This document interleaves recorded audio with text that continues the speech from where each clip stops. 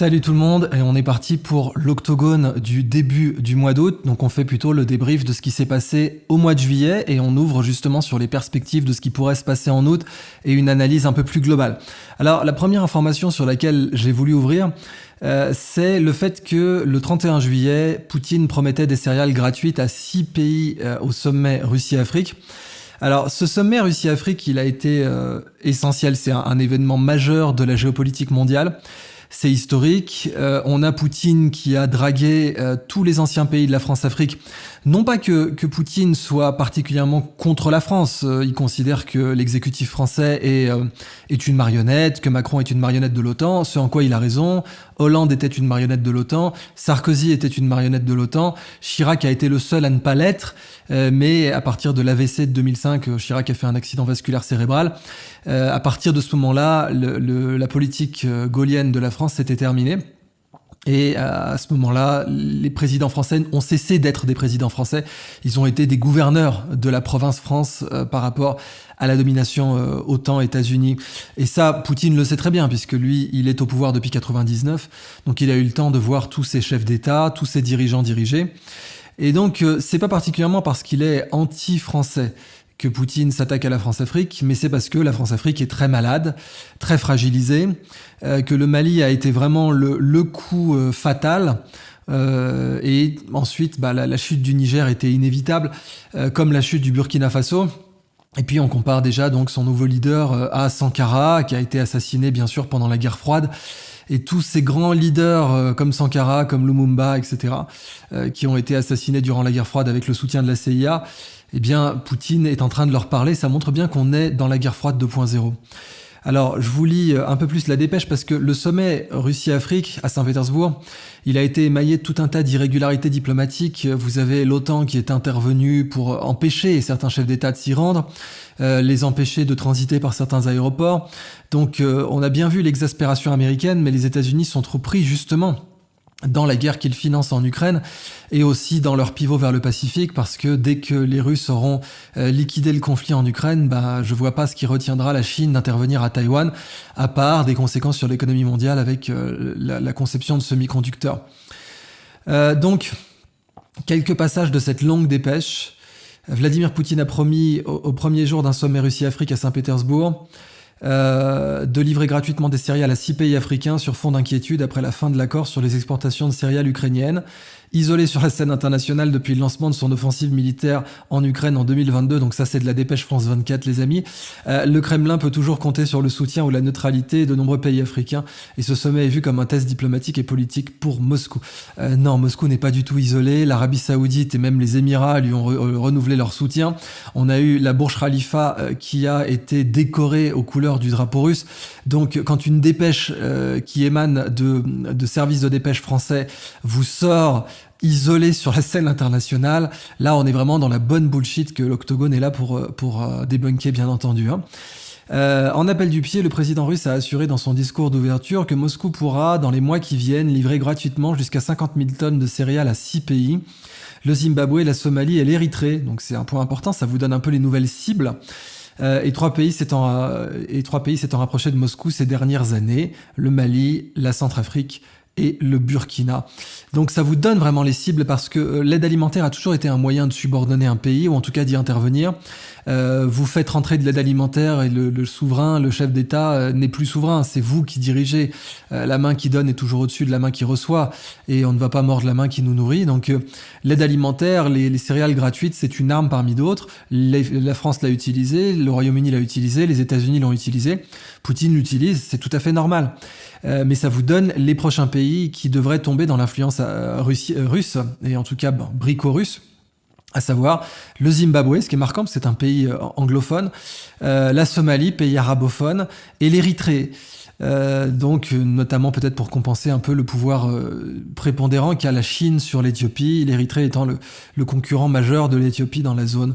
Et la Somalie, bien sûr, c'est Somalie plus Érythrée, ce sont des positionnements que la Chine ne va pas particulièrement apprécier, parce que ça va réduire son influence dans le golfe d'Aden et dans la zone. Une zone qui est décisive pour les routes de la soie. Donc on voit que c'est toujours un partenariat stratégique, mais aussi un peu une coopétition, coopération-compétition.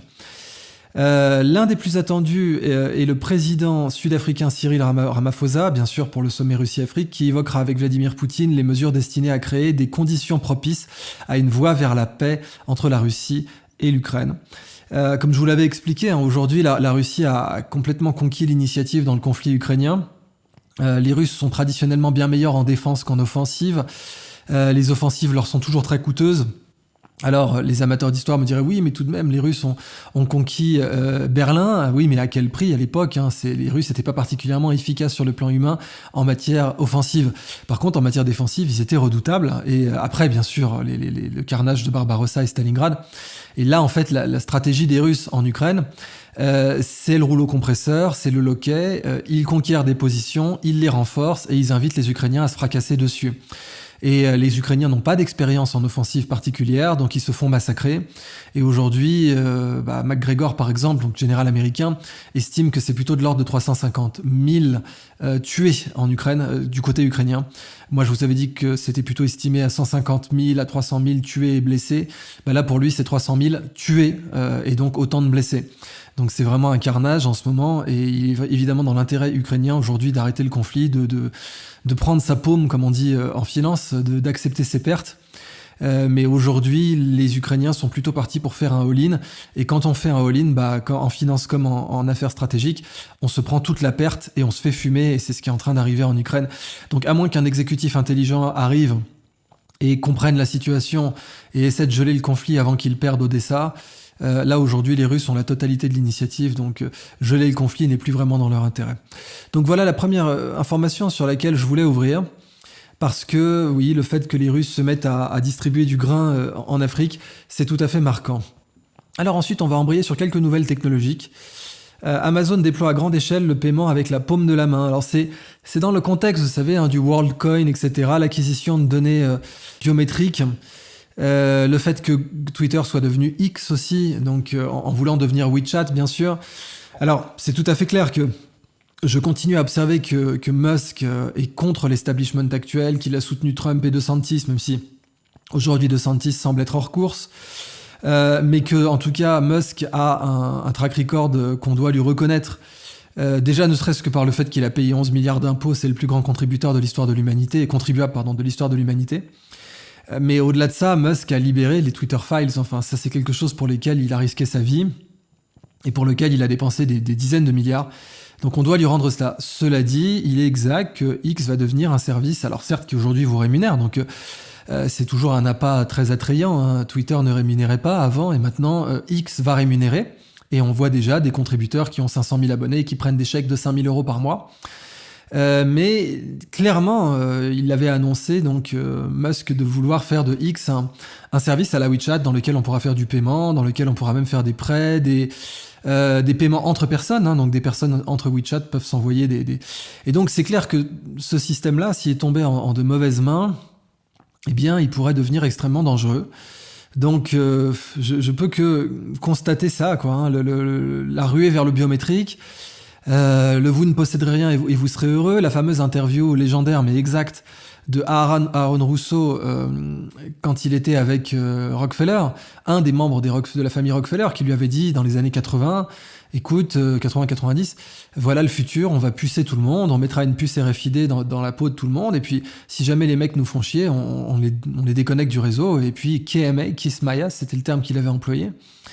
Et Aaron Russo l'a vraiment confirmé devant témoins, donc... on va de toute évidence dans cette direction-là. Et le fait que des gens aient fait la queue pour aller prendre le WorldCoin me montre bien qu'on va dans cette direction-là. Donc je vous lis quelques passages de la dépêche. Amazon va proposer le paiement sans contact avec la paume de la main dans l'ensemble de ses supermarchés Whole Foods aux États-Unis. Une nouvelle étape de la généralisation de cette nouvelle technologie. Le géant de Seattle va ainsi élargir aux plus de 500 points de vente de cette chaîne rachetée en 2017, un service qui était déjà disponible dans 200 d'entre eux, selon un communiqué publié jeudi. Amazon One, donc jeudi de la semaine du 21 juillet. Amazon One, le nom du programme nécessite d'avoir un compte Amazon et de s'enregistrer préalablement en utilisant sa carte de paiement et en scannant la paume de chacune de ses mains en magasin. À l'automne 2022, WeChat avait commencé à déployer cette technologie dans les magasins de Shenzhen. Donc, dans tous les cas, les géants technologiques sont obligés d'aller dans cette direction. Mais ce qu'il faut maintenant, c'est des moratoires, c'est que le peuple impose le cryptage homomorphe, c'est qu'on ait des lois qui soient passées par le peuple pour le peuple, qui imposeront le cryptage homomorphe et qui imposeront de protéger ces données à tout prix.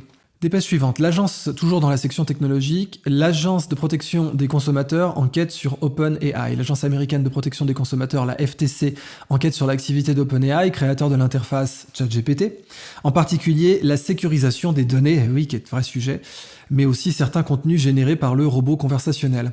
La FTC, qui a aussi fait office d'autorité de la concurrence, a envoyé à OpenAI une longue liste d'éléments qu'elle souhaite obtenir de la start-up de San Francisco. Selon le document publié par le Washington Post, une procédure classique préalable à d'éventuelles poursuites ou un possible accord amiable. Oui, parce qu'aux États-Unis, vous pouvez toujours plaider coupable et puis payer des sanctions. C'est la raison pour laquelle X, Twitter antérieurement, avait empêché de lire trop de tweets pour éviter ce qu'on appelle le data scraping. Aujourd'hui, les grandes plateformes, les forums, qui sont des sources de connaissances très importantes, quand vous voulez vous former sur un domaine, un forum, ça peut être un très bon sujet. Et puis, Twitter est en fait devenu le forum des forums, avec ses threads et puis avec sa rapidité de réaction, donc le fait que c'est aussi très frais, très à jour. Automatiquement, ces données qui sont publiées librement, et si vous voulez les fermer, vous allez réduire votre audience. Or, Twitter veut être un site de nouvelles, donc il n'a pas intérêt à fermer ça ou à faire comme d'autres sites qui vous obligent à vous identifier pour pouvoir accéder au contenu. Et aujourd'hui, on voit donc ce scraping à très très grande échelle et ça va devenir un nouveau standard du Web 3.0. Le Web 3.0 qui se cherche toujours d'ailleurs, ça avait été le Web 3D, puis le Web sémantique. Certains ont même parlé du Web sémiotique avec l'arrivée de l'Apple Vision et avant de HoloLens, sachant que Google Glass a complètement échoué. Et aujourd'hui, les nouveaux standards pour empêcher le data scraping vont à mon avis forger la structure du futur du web. Et donc cette information que l'agence de protection des consommateurs enquête sur OpenAI est en train de montrer qu'en effet, il y a des nouveaux standards à créer. Et je pense que là aussi, le peuple devrait intervenir. Enfin, on devrait avoir des moratoires, on devrait avoir de la législation populaire, des groupes de réflexion. Les journalistes citoyens devraient s'emparer de ces sujets et c'est pour ça qu'on l'a mis dans les dépêches importantes de l'Octogone de ces 2 semaines. Concurrencé par Threads, Elon Musk s'ouvre sur les difficultés Pardon. Ah mon Dieu, mais qui est l'abruti de diplômé du CELSA ou de Sciences Po qui a fait une dépêche pareille? Ça me tue de voir des dépêches pareilles, des dépêches chargées politiquement. Alors, dans la vraie vie, Threads a perdu 70% en un mois de ses utilisateurs actifs. Threads a eu, Threads, le concurrent de Twitter, de X par Meta, qui était encensé par les médias, bien entendu, parce que Mark Zuckerberg est dans le camp du bien, vous vous imaginez bien, il a censuré comme un malade, il l'a admis, cependant que Mark Zuckerberg avait fait un mail circulaire, ce qui prouve que c'est pas un salopard à ce point. Il avait fait un mail circulaire pour prévenir tous ses employés qu'il fallait avoir un peu de circonspection vis-à-vis des inoculats Pfizer et Moderna, parce que ces trucs-là étaient expérimentaux et dangereux. Il avait tout à fait raison. Il n'était ni efficace ni sûr. Et ça, Zuckerberg a quand même protégé ses employés en leur envoyant un mail circulaire, alors qu'il savait que ses employés étaient des tarés de wokistes en majorité, qui allaient se jeter dessus comme la misère sur le pauvre monde. Mais il a eu quand même la décence de prévenir ses employés qu'il fallait éviter ça. Cependant, il a cédé à la censure, évidemment, parce que Meta possède de l'investissement, une partie des parts de Meta est détenue par la CIA, avec le fonds In-Q-Tel, qui est un fonds d'investissement qui appartient à la CIA et qui a investi dans Facebook très tôt. Donc, oui, il n'avait pas le choix de censurer. Or, évidemment, les médias de grand chemin ont tout de suite dit que Threads allait battre Twitter, etc. Donc là, on a une dépêche qui essaie de vous présenter Elon Musk comme en difficulté. Donc, Twitter a vu chuter de moitié ses revenus publicitaires, selon son propriétaire Elon Musk, très direct sur les difficultés de l'entreprise qu'il a racheté pour 44 milliards de dollars, aujourd'hui menacé. Alors, ça, c'est une présentation éditoriale de ce qu'a dit Elon Musk, et ça cache ce qu'il a dit vraiment. C'est-à-dire, il a dit, écoutez, si des gens veulent, des annonceurs veulent que je censure, si des annonceurs veulent que Twitter soit bridé, je préfère qu'ils partent. Et oui, on a perdu la moitié des annonceurs au début. Maintenant, ça y est, Twitter est très rentable. Et puis, il ne faut pas oublier que certes, Twitter a perdu la moitié de ses annonceurs dans les premières semaines de l'acquisition, mais Twitter a aussi licencié 75% de son personnel qui branlait rien et qui était en fait uniquement là pour faire de la censure pour le compte du FBI. Donc avec 75% de censeurs en moins, la rentabilité de Twitter va augmenter considérablement. Je suis pas du tout pour les licenciements massifs, ça va de soi, mais quand ce sont des gens qui en réalité travaillent pour le FBI tout en étant payés par la société, ça me va beaucoup moins.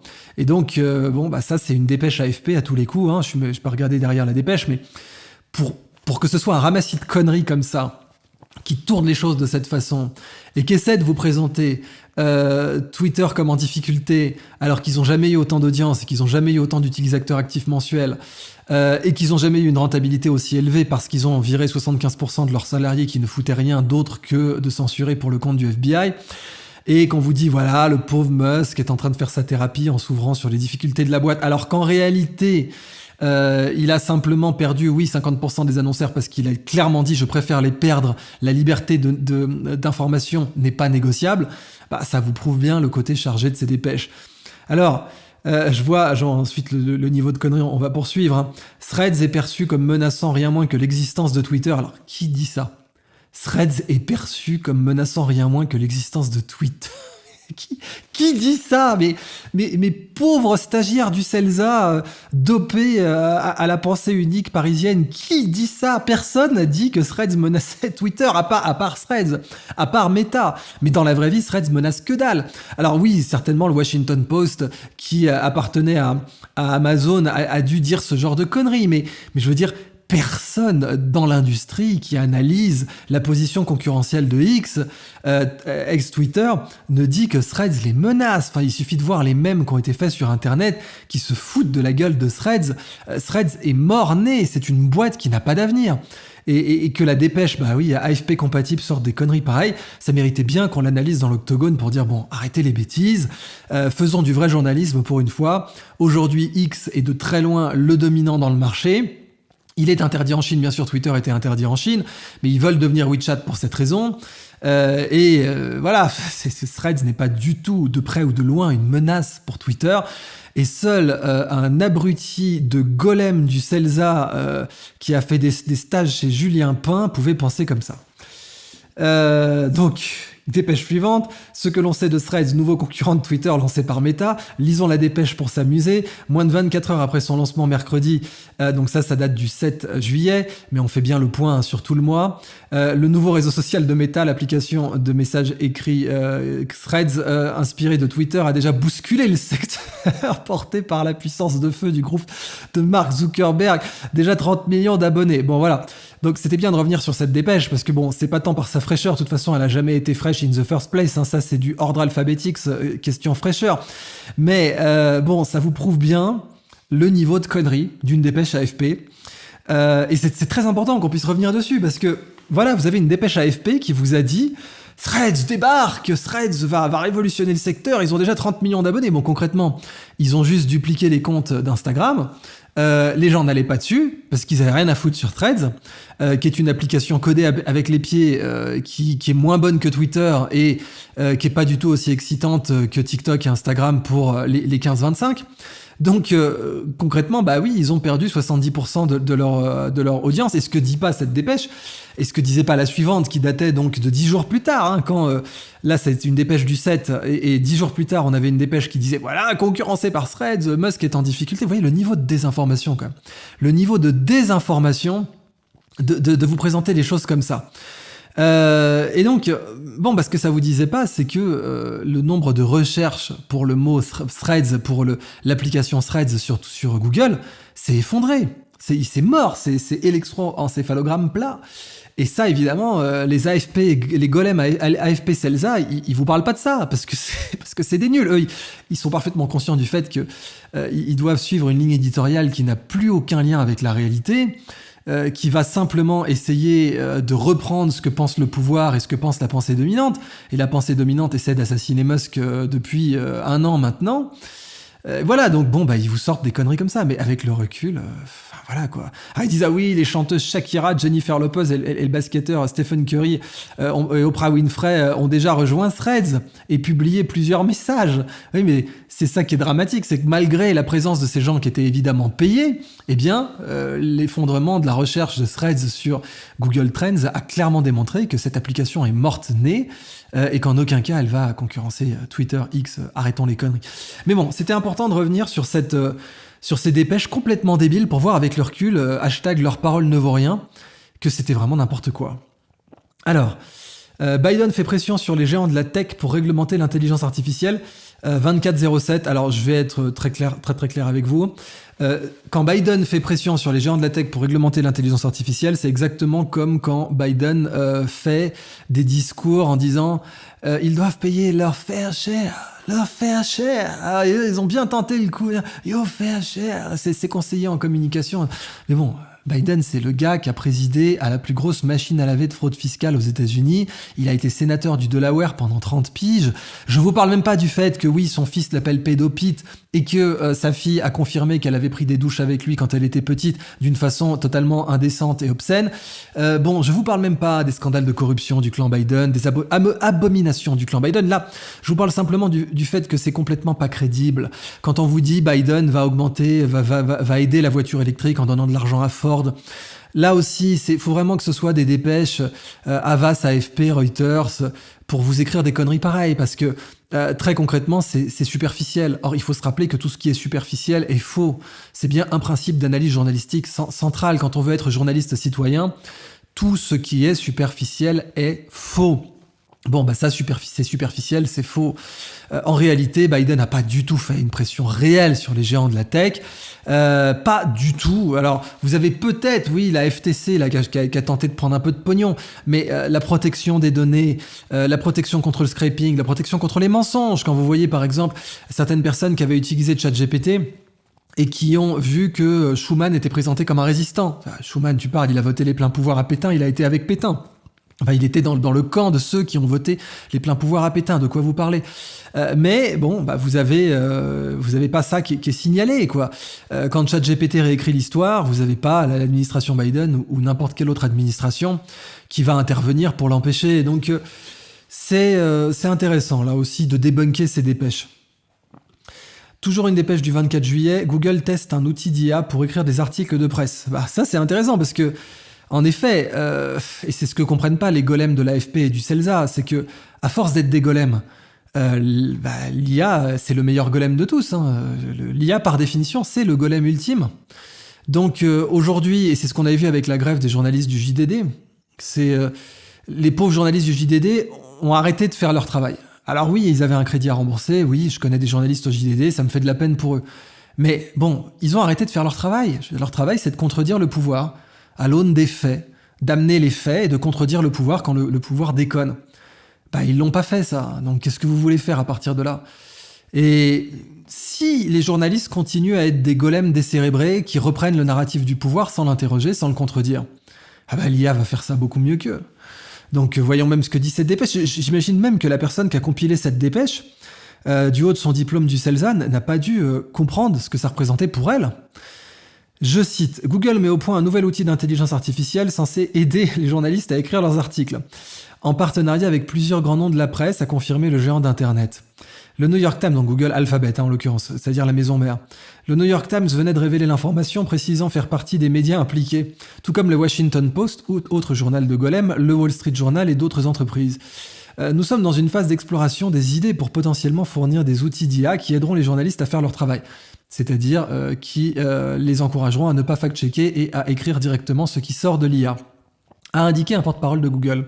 Ces outils ne sont pas conçus et ne peuvent pas remplacer le rôle essentiel que jouent les journalistes en matière de récolte et de vérification de l'information et de rédaction des articles, a-t-il précisé. Oui, cependant qu'il a précisé, ou qu'il a oublié de préciser, que le Washington Post a perdu à peu près la moitié de ses journalistes depuis le rachat par Jeff Bezos.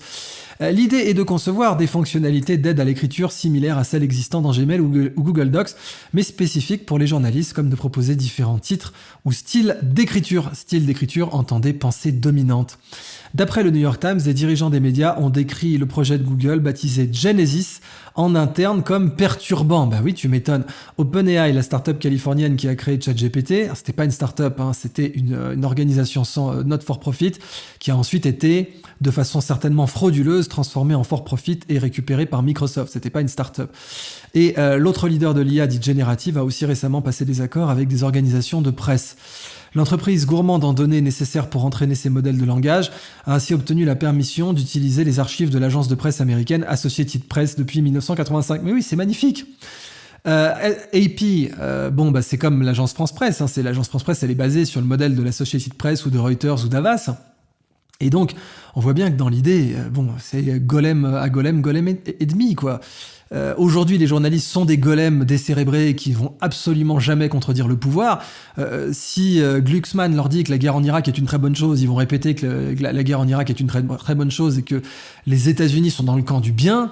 Et évidemment, quand les Russes envahissent l'Ukraine, là c'est le camp du mal, parce que envahir des basanés au Moyen-Orient, ça Glucksmann trouve ça très bien, mais envahir un État qui n'est plus démocratique et qui traite les Russes comme des citoyens de troisième zone, ça c'est évidemment une très mauvaise chose. Une fois que vous avez fixé cette ligne éditoriale, il va de soi que un ordinateur peut très bien la faire aussi bien que vous. Je veux dire, un Glucksmann, ça s'automatise. Ça va de soi. Un BHL, ça s'automatise. Des gens qui ont mis leur cerveau dans un vestiaire pour répéter le narratif de Washington, ça s'automatise tout seul. Donc, c'est ce qui va se passer. Et c'est évidemment inquiétant pour le métier de journaliste, mais le journalisme est mort, vive le journalisme. On peut dire les choses comme ça. C'est-à-dire que le journalisme est mort, vive le journalisme citoyen. Tout journaliste qui n'est pas citoyen n'est pas un journaliste. Tout journaliste qui n'analyse pas l'information à l'aune du devoir, du droit d'être informé des citoyens n'est pas un journaliste.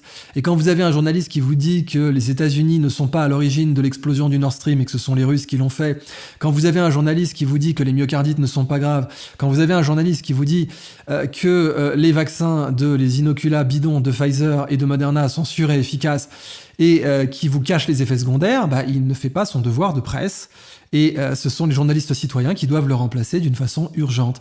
Et la grève du JDD est un exemple de cela. Et l'apathie, aussi bien de la corporation que des collègues les plus proches pour la grève des journalistes du JDD montre bien, en réalité, que l'automatisation de la presse par l'IA est en marche totale. Rappelons encore une fois ce qu'avait dit Nietzsche, encore 100 ans de journalisme et les mots pueront, quitte à écrire des articles composés de mots qui puent, safe et effective, I stand with Ukraine, golem à drapeau et toutes ces conneries, autant le faire par une IA, elle fera ça beaucoup mieux que vous. Je veux dire, l'IA est plus décérébrée que vous encore. Et c'est ça finalement le drame de la corporation journalistique qui malheureusement ne peut s'en vouloir qu'à elle-même quand elle voit son métier s'effondrer. Amazon investit 120 millions de dollars pour une usine de satellites. En particulier une usine d'assemblage de satellites qui sera installée au centre spatial Kennedy de la NASA en Floride, a annoncé le groupe. Ce nouvel équipement doit permettre aux géants de la vente en ligne de concurrencer SpaceX et sa constellation de satellites Starlink avec sa propre constellation de plus de 3200 satellites en basse orbite, baptisée Projet Kuiper. Cette constellation va fournir un accès à Internet rapide et à bas prix aux populations qui n'en disposent pas partout dans le monde, a précisé le groupe dans son communiqué. Alors, Jeff Bezos a tout tenté pour concurrencer Elon Musk, même sur le plan un peu de la coolitude. En réalité, SpaceX a vraiment des années d'avance sur Blue Origin et sur Amazon, pour tout un tas de raisons. La première, c'est que Jeff Bezos ne s'implique plus dans le fonctionnement de ces entreprises. En réalité, Jeff Bezos aujourd'hui est un milliardaire, ce qu'on appelle un idle billionnaire, donc un milliardaire glandeur, c'est-à-dire que c'est pas quelqu'un qui travaille. C'est quelqu'un qui fait le tour du monde en yacht, qui s'éclate, qui donne quelques ordres comme ça, mais qui doit travailler pour de vrai quelque chose comme 15 heures par semaine pour ses entreprises.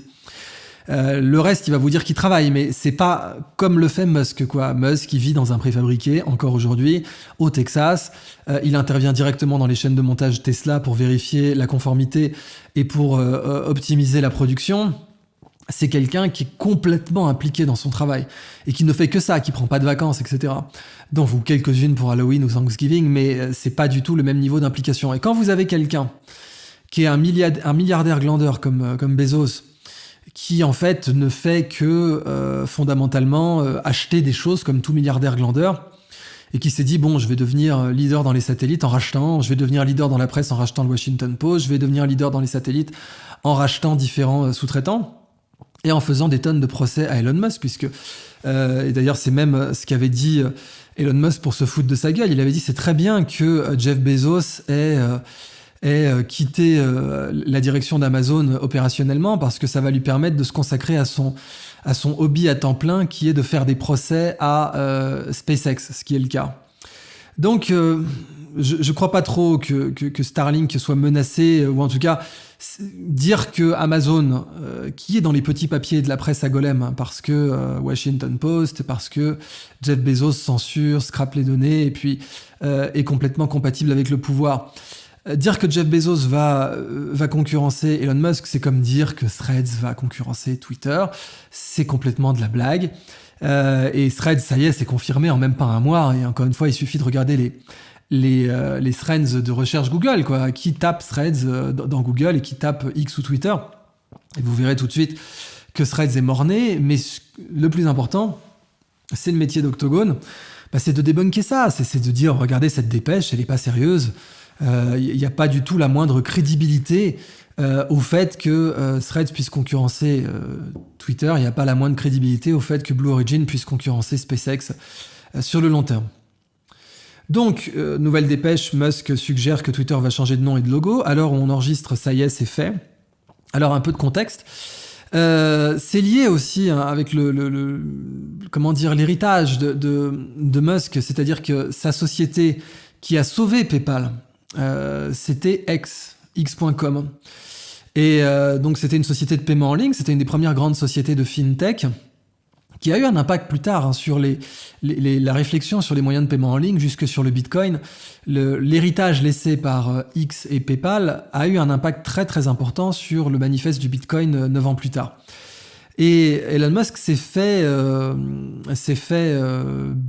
arnaquer, quoi, dans le rachat de PayPal. Il a été viré quand il était en vacances. Et PayPal n'était pas une société qui gagnait de l'argent. C'est X qui gagnait de l'argent. La vache à lait de la fusion, X PayPal, c'était X. Et Elon Musk a toujours eu une revanche à prendre là-dessus. Donc aujourd'hui, en fait, il revient. On voit le niveau de détermination de ce type, qui s'est déclaré autiste d'ailleurs, à savoir se venger presque. Enfin, c'est pas vraiment se venger, mais prendre une revanche, pas personnelle sur quelqu'un en particulier, mais qui en l'occurrence serait le Peter Thiel, le cofondateur de PayPal, mais disons revenir en force, montrer qu'il avait raison, comme Steve Jobs. Et il a l'âge où Steve Jobs revenait chez Apple. Donc c'est un peu son retour, c'est l'équivalent du retour de Steve Jobs chez Apple, le fait d'appeler Twitter X. Et il faut reconnaître que Elon Musk est de très loin le meilleur capitaine d'industrie au monde aujourd'hui, de très très loin. Il n'y a pas un capitaine d'industrie aujourd'hui qui a son niveau de management. Il suffit de voir comment il a sauvé Tesla à plusieurs reprises, il suffit de voir comment il a donc sauvé Twitter, parce que Twitter était une entreprise qui perdait de l'argent et qui était en fait juste la bitch du FBI. C'est ce que démontrent les Twitter Files sans la moindre ambiguïté. Et cette société qui était la bitch du FBI, il en a fait une organisation redoutable, démocratique. Certes, si elle tombe dans de mauvaises mains, ça peut être dramatique.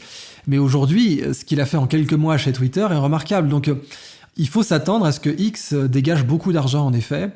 S'intègre avec SpaceX, pourquoi pas, hein, pour devenir un système mondial où on aurait en gros des SpaceX Phones sur lesquels il y aurait X. C'est tout à fait envisageable. Hein. Le rachat de X, ce qu'il peut vous amener, c'est un téléphone SpaceX. Qui aurait le côté classe d'être avec SpaceX et puis d'avoir Internet partout, de ne pas avoir besoin de carte SIM puisque vous auriez directement l'antenne satellite. Et vous achèteriez votre abonnement directement, quoi. Et le téléphone serait fourni avec un abonnement obligatoire et ne pourrait fonctionner que si vous avez payé votre abonnement pour avoir accès au satellite. Et à mon avis, c'est la direction que ça prend.